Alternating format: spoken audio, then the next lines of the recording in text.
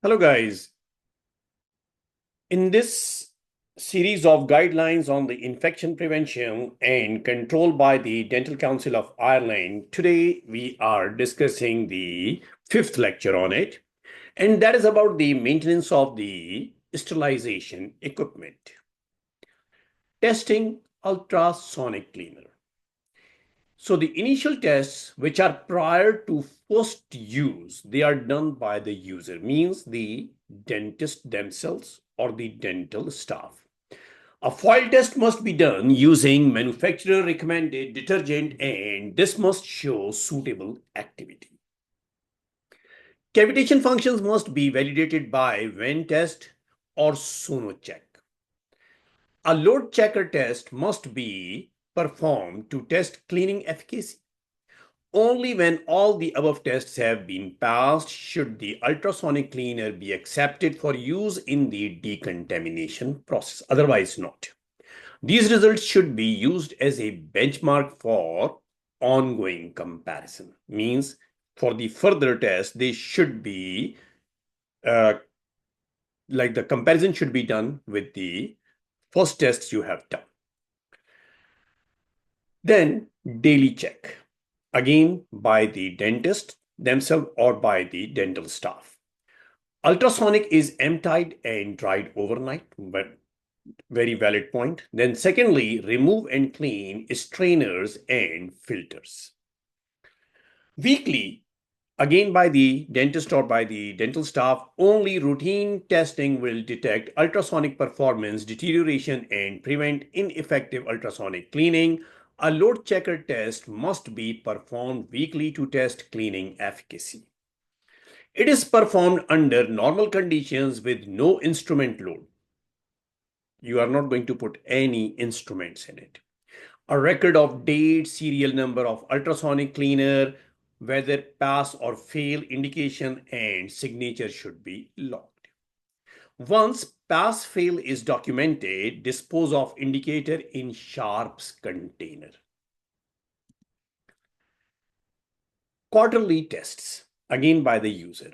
Protein residue test and cavitation functions, they should be validated quarterly by Venn or foil or Sono test tubes. These are the Sono test tubes, SonoCheck. Yearly service should be done by a service engineer. So yearly safety checks, automatic control tests, if automatic cycle control is fitted, if not, then that is not going to be done. Cleaning efficacy test and test for ultrasonic activity. The ultrasonic cleaner must be commissioned prior to initial use or undergo local acceptance test. Only when all the above tests have been passed should the ultrasonic cleaner be accepted for use in the decontamination process, otherwise not, as I have already mentioned.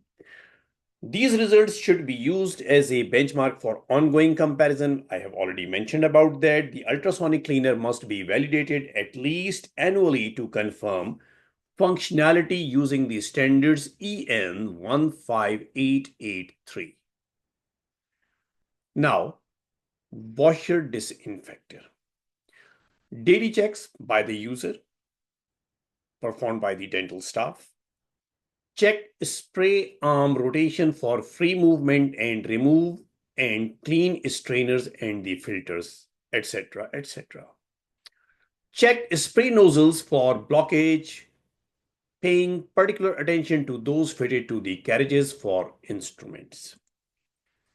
Weekly tests will be again done by the dental staff, process challenge, device, load check test, and protein residue test.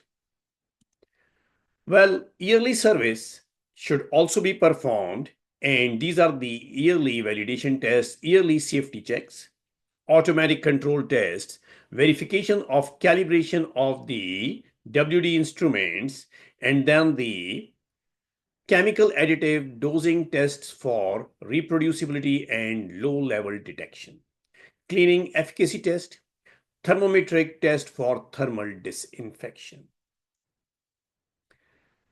Washer disinfectors must be commissioned, serviced annually, and be subjected to annual validation by a competent person. Reports must be kept of all validation, servicing, and repairs to comply with EN 15883, and all records should be maintained for a minimum period of 11 years or for the lifespan of the washer disinfector if this is longer than 11 years. Now, autoclaves.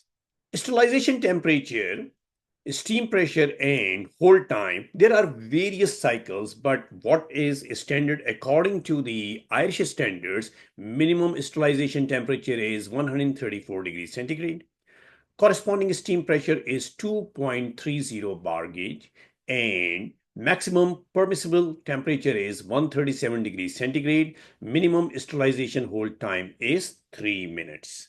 3 minutes you have to hold at that temperature. This is the minimum, this is the maximum.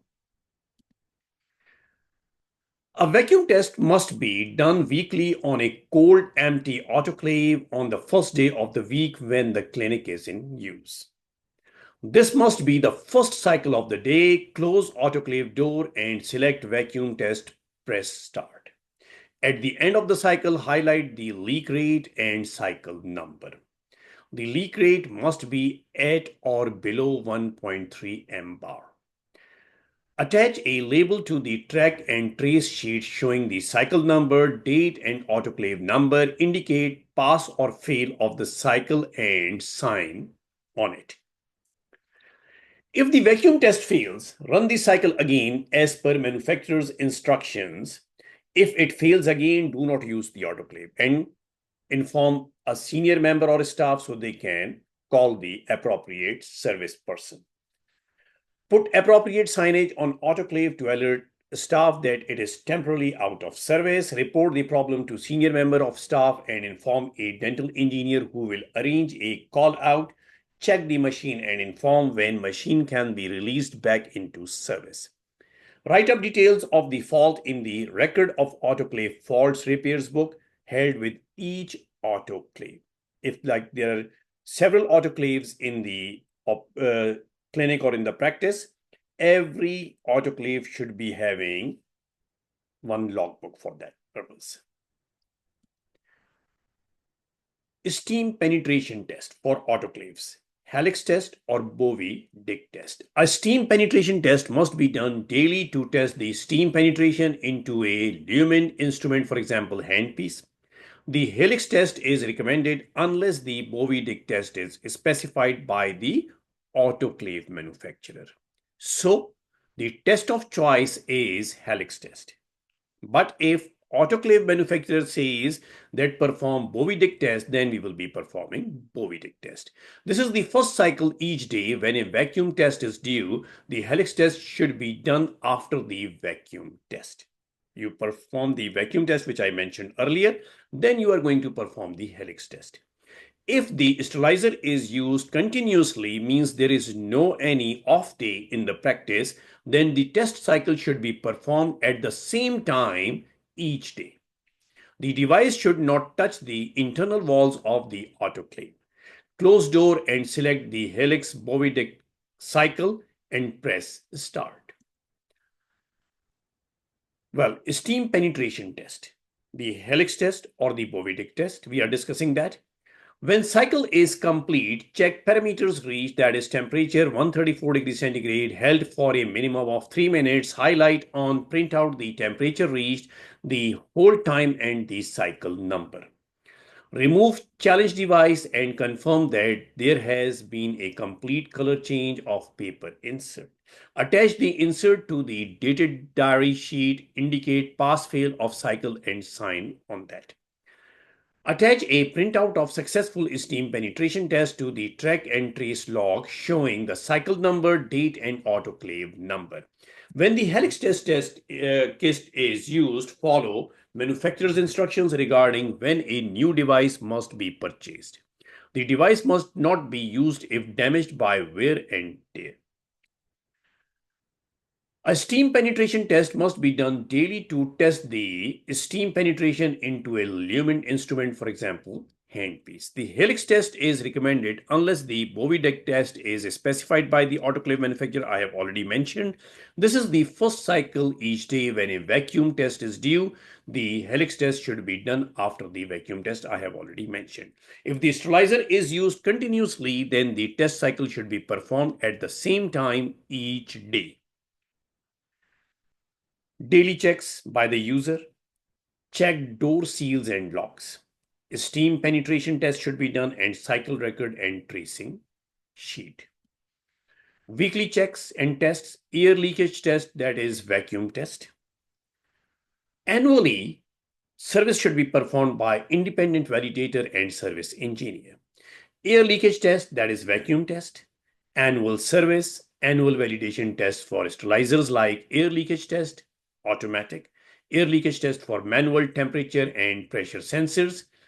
Automatic control test, verification of calibration of sterilizer instruments, thermometric tests for a full load, porous load dryness test, test for performance requalification as required by the user, air leakage test, automatic sensors removed, steam penetration test, and insurance company pressure test that is done every 18 months. Well, autoclave logbook should be maintained. Autoclave's maintenance records. A separate folder logbook containing the test sheets must be kept with the every single autoclave which is present in the operatory. All maintenance and service records associated with the individual autoclave must be kept in its individual folder logbook. If an autoclave is moved to a different location, then its individual folder or logbook, etc., must go with it. Autoclaves can become contaminated with endotoxins, particles, oil, and other materials that will compromise their proper functioning. It is therefore very important to keep reservoirs and sterilization chambers clean. In non-self-draining autoclaves, drain both feed and waste reservoirs at the end of the day. It is essential that the tubing and strainers are cleaned regularly in non-self-draining autoclaves. If these are not cleaned regularly, they can become contaminated. Only sterile or other appropriate quality water, that is reverse osmosis water or distilled water, must be used in your autoclaves. The following steps will help to minimize contamination of the autoclave, improving the decontamination process. Make sure that all instruments are clean and dry before placing in the autoclave. Lubricate handpieces in accordance with the manufacturer's instructions and place in a bag before putting them in the autoclave. This will reduce oil contamination of the autoclave. Drain the autoclave at the end of the day if not connected to a continuous water supply or if the equipment is not going to be used again that day. So over here we are done with this lecture, and then we will be continuing with our next lecture. That is going to be the last lecture of this series.